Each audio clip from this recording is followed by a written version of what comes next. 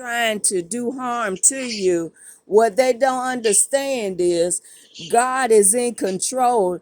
And that very person who would try and come along and curse you, who would try and cut you off and cut you down, God would make a way that that very person will fall and never see the evil that they're trying to do to somebody else. They may think that they have gotten away with something, but then what God does to that very person who doesn't align up with the will of God for the life of somebody else, they will end up seeing destruction.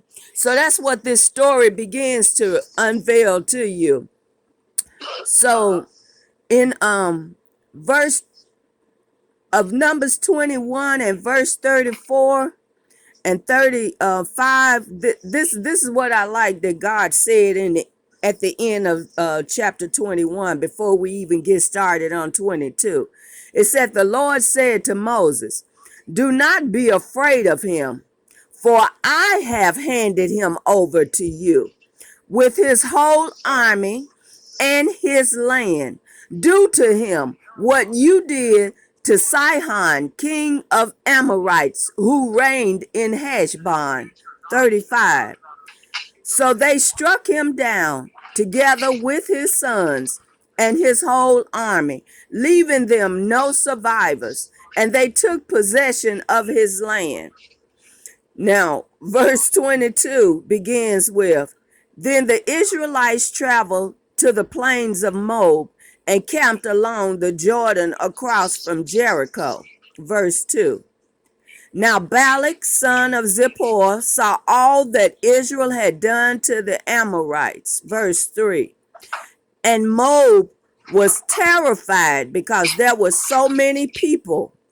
Indeed, Moab was filled with dread because of the Israelites. So don't ever think for a minute, just because you walk into a situation and you know people and you're kind of curious about these people because you don't know them, you in a new job, you in a new place, you in a new surrounding, and you don't know anything about them. Well, believe you me, they know about you. They're curious about you because God has already quickened their spirit that they want to know who you are, that they don't understand you and they don't know you. God is the one who's leading and directing, even when he tells you a certain place to go and you feel like that place is not the right place for you. You're scared because it's a new surrounding.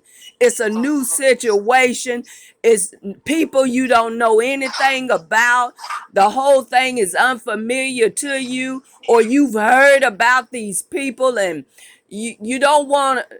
You don't know what to do. You don't know if you're going to fit in. You don't know how things are going to turn out and work for you. But God says,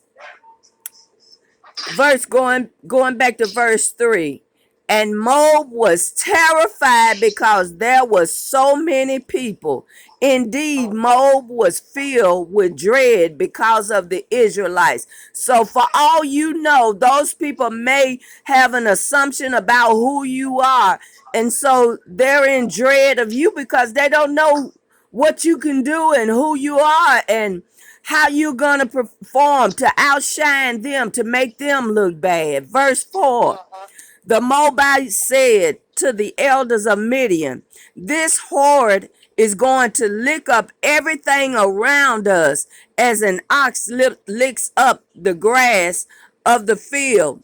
So Balak, son of Zippor, who was king of Moab at that time, verse 5, sent messengers to summon Balaam, son of Beor, who was of Pethor near the river.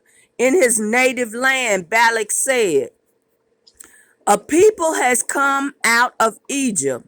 They cover the face of the land and have settled next to me. So, sometimes you end up somewhere and you're around somebody that feels like, I don't want this person near me. I don't know nothing about them. I don't want to be around them. Verse 6.